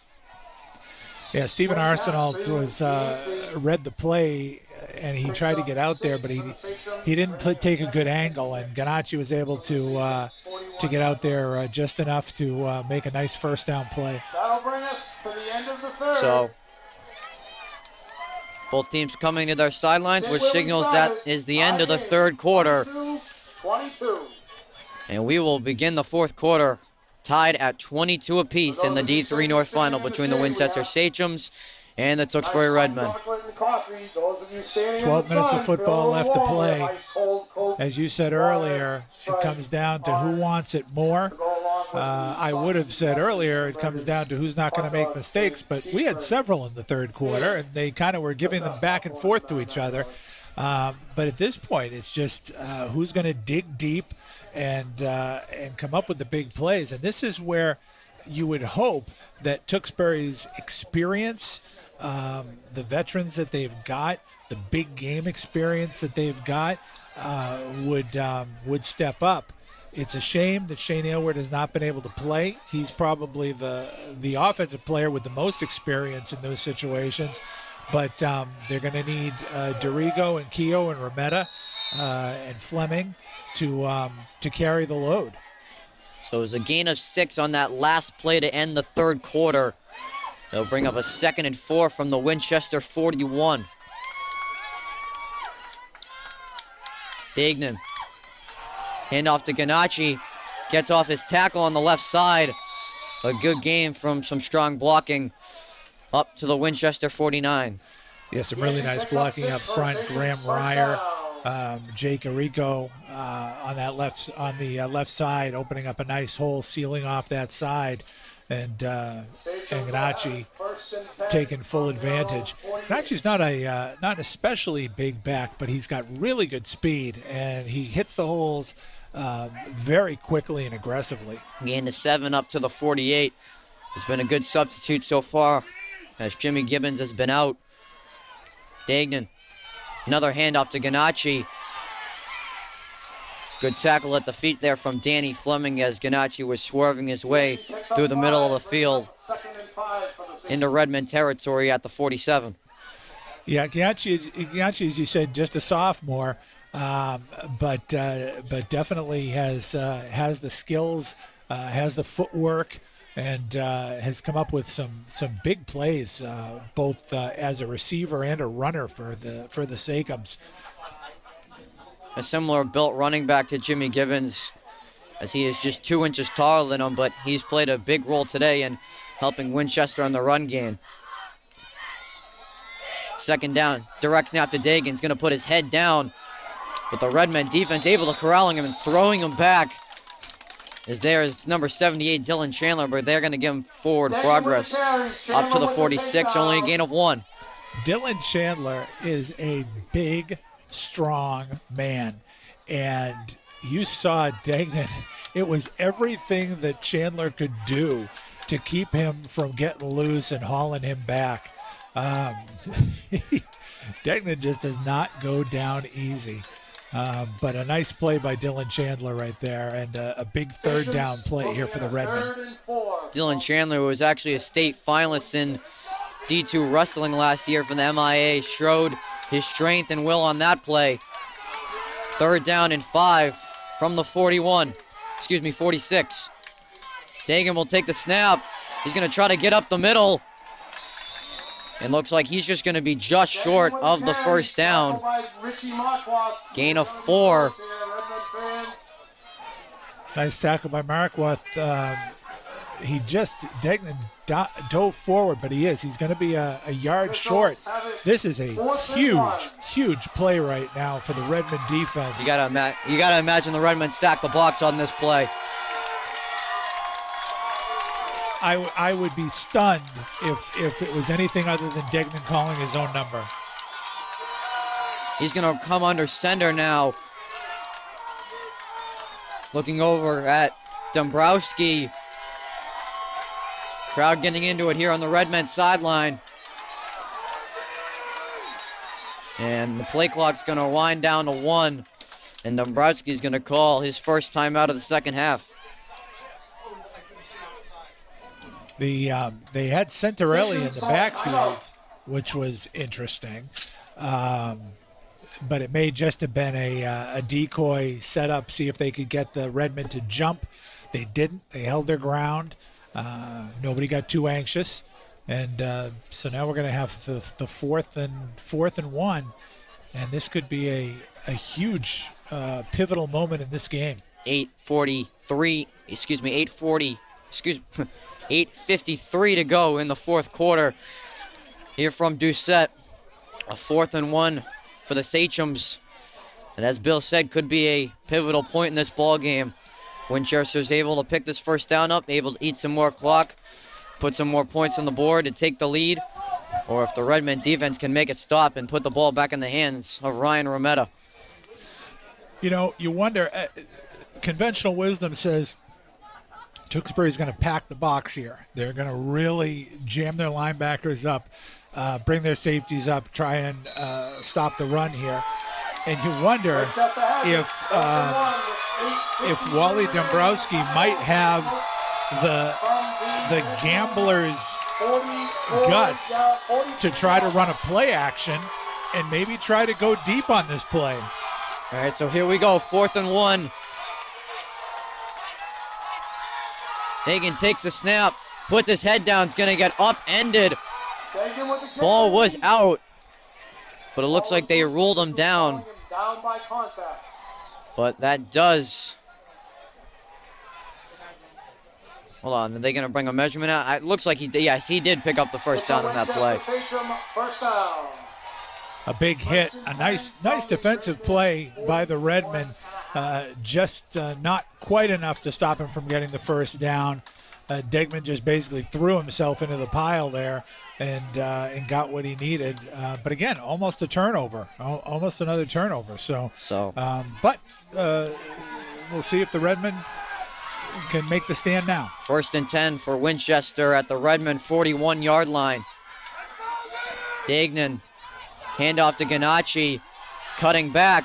Penalty flag being thrown in the field. 2 coming down late. Gary, but we have 2 flags down on the field. Initial indication is holding on the Sachems. And it is a holding penalty on the Sachems. The first time we've seen a flag today. And there was another penalty that came down too.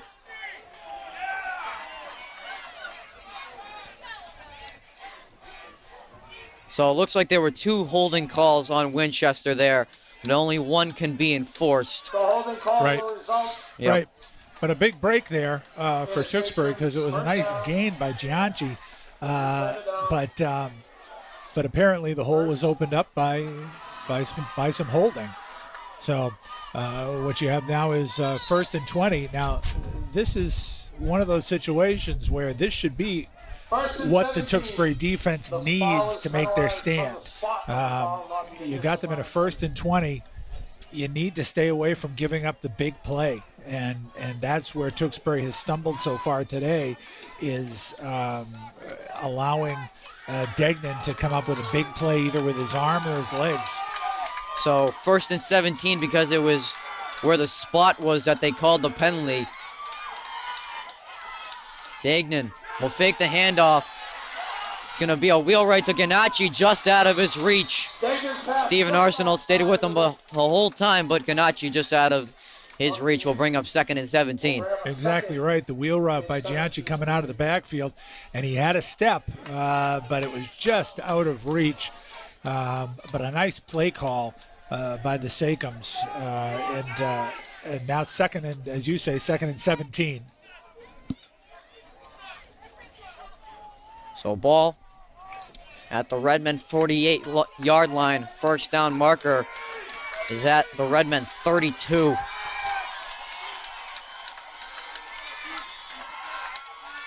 Dagan will take the snap out wide, and that'll be incomplete. That flew by Richard Markworth, and I'm surprised he didn't pick that off and go the other way. It didn't even look like he noticed the ball went right to him. In his mind, he was looking at Gianchi on the swing pass, but it went right by his head because he was looking for the other receiver there. I think Lamy was looking for the receiver, and as you're right, it whizzed right by him, and he almost caught it by accident. He just stuck his hands out there. He might have been going the other way. 3rd and 17. From the Redmond 48, Winchester's got to get to the 31 for a first down. 3 receivers at the bottom of your screen. Dagan in the shotgun formation with Ganacci. Redmond bring the pressure. Pass over the middle, but that's over the head of Flores, and that'll bring up a 4th down. And here comes the Winchester punt formation. Yeah, the pass almost intercepted. He overthrew Flores there. Fleming put a nice hit on Flores. And he was, even if Flores had caught the ball there, Fleming was right there. He would have wound up a few yards short. But here on 4th and 17, Winchester having to punt. A nice stand by the Tewksbury defense, exactly what they needed. 7:16 to go. Now Tewksbury's in a position where get the ball back, move down the field, and hopefully get a game-winning touchdown. 7:16 to go here in the 4th quarter play. It's a good snap. Not able to corral the ball is Corelli, and the ball is going to be recovered by the Redmen at their own 36, and Winchester a costly break there, giving the Redmen great field position at the Winchester 36. A huge mistake by punter Mario Calero. The snap wasn't bad. He just mishandled it and could not get a grip on it. And a huge break for the Redmen now at the Winchester 36-yard line. Well, this is now imperative that Tewksbury take advantage of this, march down, and put some points on the board. So 1st and 10 from the Winchester 36. Pitch play to DeRigo. Looks like he got stopped on the back there of Adam Briskoff as he was trying to break off his tackle and lost a yard. Yeah, Adam Bischoff got into the backfield. Patrick Fleming was trying to block him, and DeRigo just basically ran into them and lost his footing. 2nd and 11 from the Winchester 37. And how big has special teams played in this game today? Oh, absolutely huge. There's been big plays on both sides and big errors on both sides of special teams. Rometta under center. Fake the handoff to Keogh. Got Nolan Timmons back on the other side. Very similar play that went incomplete, but a good gain. Very nice play call up to the Winchester 30-yard line to make it an easier 3rd down. Another nice pass by Rometta under pressure. He has that ability to put good power on the ball even when he's throwing off his back foot.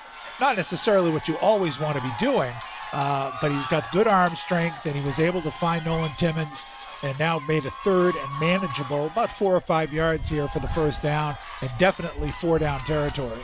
3rd and 4 from the Winchester 30-yard line. They need a gain to the 26 for a Redmond first down. Fake the handoff. Rometta's rolling out of the pocket. He's going to throw it down the right sidelines, and Tyler Keogh tried to get his feet in bounce and control the ball.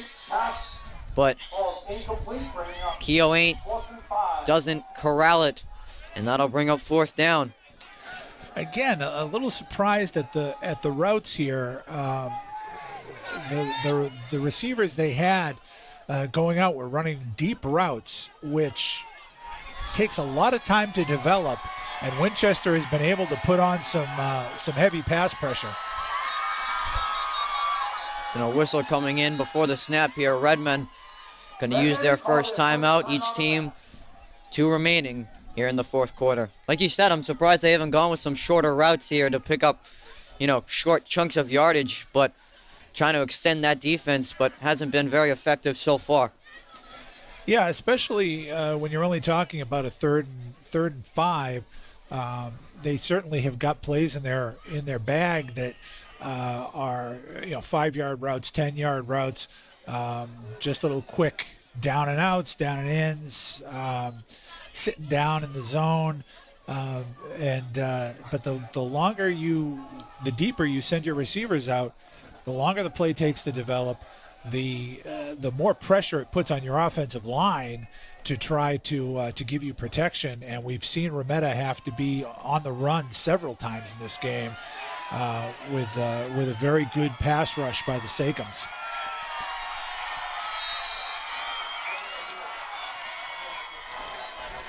So both sides really amping up the noise here at Doucette. 4th and 4 from the Winchester 30-yard line. Redmond need to get to the 26. Remetta spreading everyone out wide. The short pass to Tyler Keogh. Needed to get to the 26. And he gets inside the 25. And that's exactly what we just said. Those short passing routes to pick up a big Redmond first down. That's exactly what we're talking about. It was one of those quick little 5 strides and then sit down in the zone. And that's exactly what Keogh did. Remetta put the ball right on the numbers, and the drive continues. So ball now up at the 24-yard line. Handoff to Dorigo, trying to beat the man to the outside. Spins off the tackle, still slipping through a few tackles. Getting some help from the offensive line. And look at the elusiveness of Kyle Dorigo on that play to pick up some extra yardage. Kyle Dorigo just running hard. The legs kept moving. He refused to go out of bounds. Bounced it back inside and wound up with a big gain. Got to the Winchester 16 on that play, a gain of 8 yards. And big chunks of yardage on first down. Going to help the Redmond in this situation to pick up some first downs. About 4:20 showing on the fourth quarter clock here. Handoff to Dorigo, slipping through some tackles, putting his head down, trucks a man, and he's going to be inside the 5 down at the 2-yard line. Wow, what a game Kyle Dorigo is having today. Henry Kraft of Winchester, number 18, may want to ask for the number of that truck, and the number was 4 because he just got run over. We've talked about Tommy Degnan, how strong he runs. You don't have to be big to run big, and Kyle Dorigo is exactly a huge runner. Dorigo trying to punch the ball in. He's going to get the carry on this one, and he's just going to be just short of the goal line. Gain of 1, 2nd and goal. Maybe that's not the worst situation, though, for the Redmond, because that does eat some clock a little bit more. Clock. Yep. Yeah, I was just thinking that exact same thing. They're really in no rush to score here. The more time they take off the clock, the better, because it just leaves Winchester with less time to try to get a tying touchdown. So Remetta I formation. Handoff to Dorigo, untouched into the end zone for the Redmond touchdown. Kyle Dorigo into the end zone for the 2nd time today. His team leading 4th team touchdown, and the Redmen have the lead with 3:04 to go. A tremendous sequence of events. The turnover on the mishandled snap on the punt, a 36-yard drive, a big 4th down conversion along the way. Tewksbury taking full advantage and now having the lead again. High snap, Remetta is able to get it down, and Tyler Keogh will put it through the uprights. Wow, what a great handle on that play from Ryan Remetta.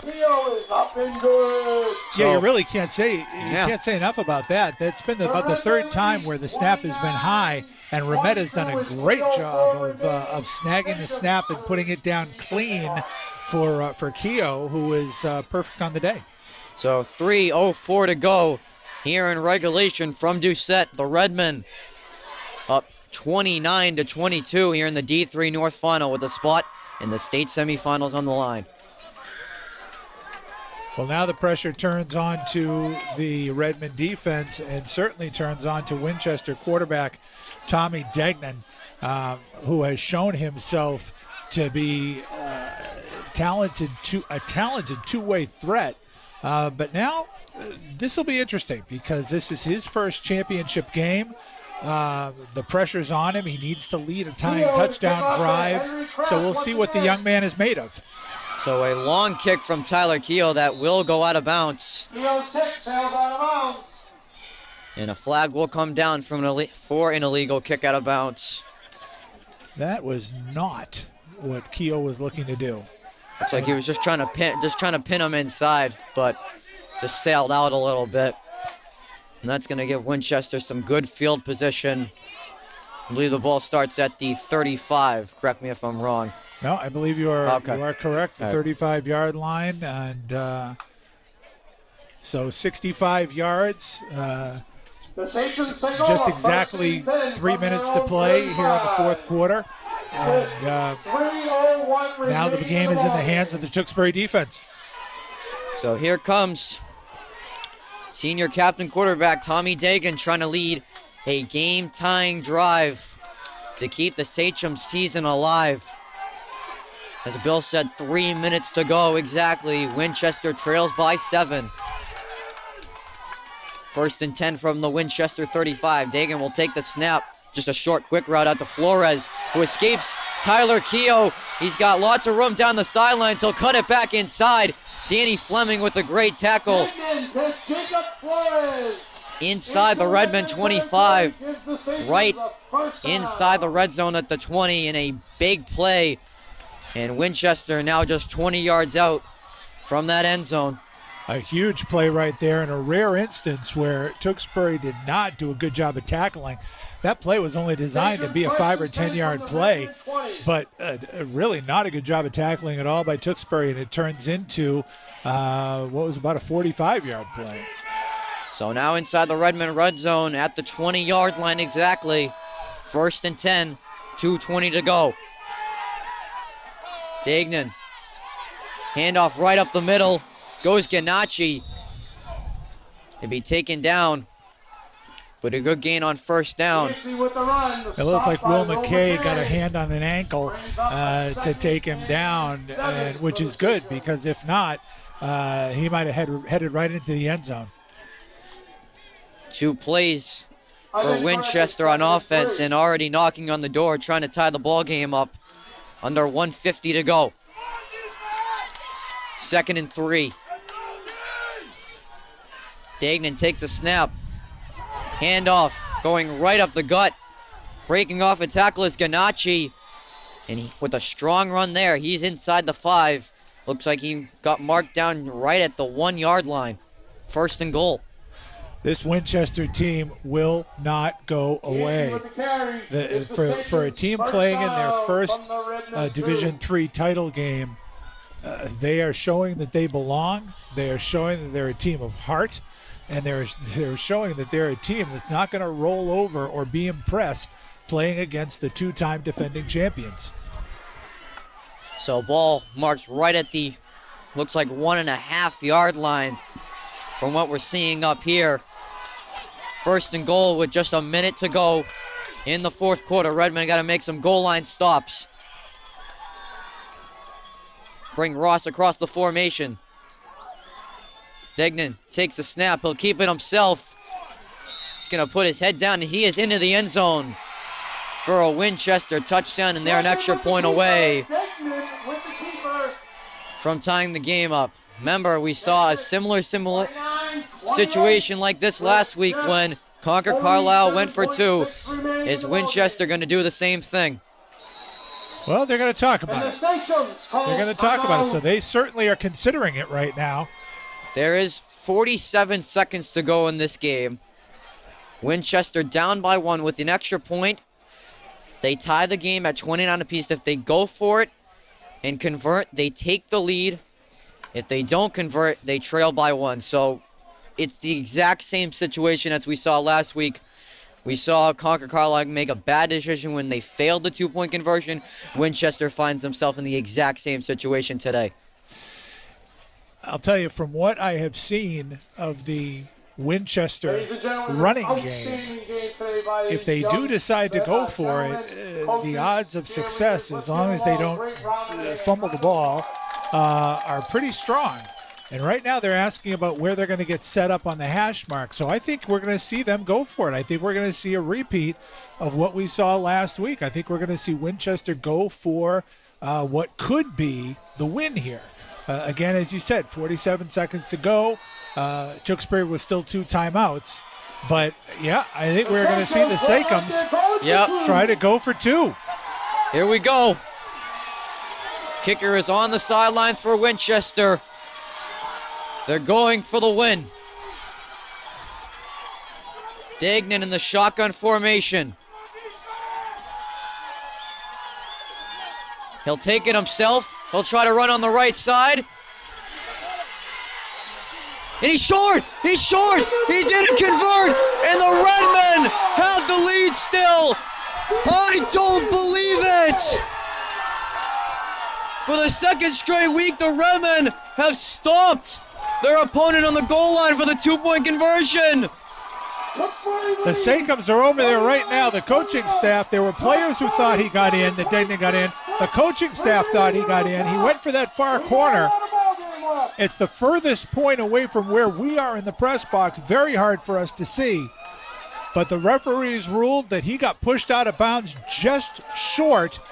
There is no replay here, No. so there's no chance to appeal it or challenge it. So the Redmen, once again, second straight week, a 2-point conversion stopped in the final minutes. And now they are 47 seconds away from their third straight Division III North championship and a berth in the state semifinals. Talk about some timely defense right there. How dominant has this run offense been so far today? Oh, that was absolutely huge. Winchester's going to go for the onside kick here. And Patriot Green's going to fall right under it. And a few knees is going to put the Redmen back into the state semifinals. It was actually number 34, Cam Semino, who fell on it. And wow, Bill.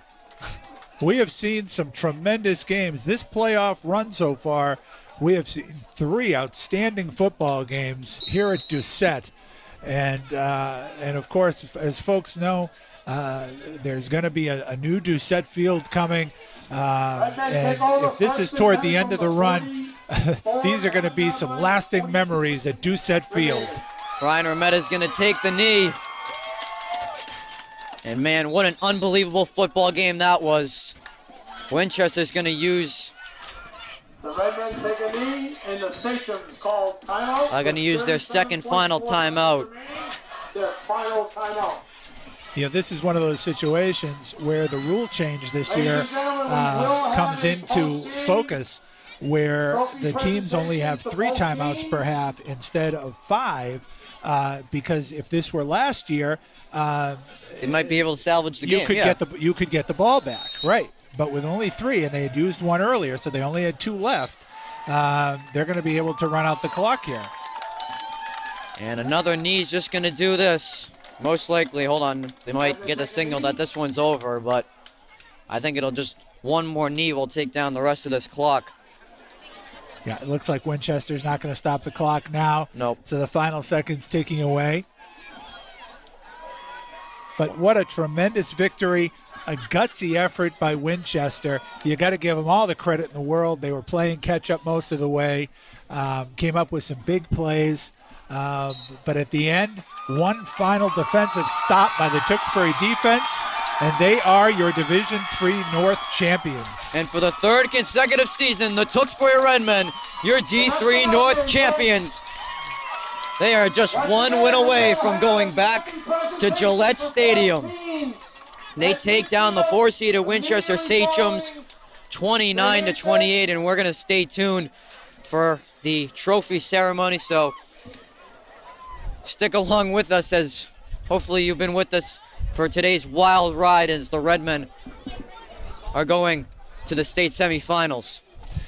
Well, the Redmen now are going to be taking on a foe that Tewksbury fans are familiar with. Duxbury High, a team that Tewksbury has played in the past at Gillette.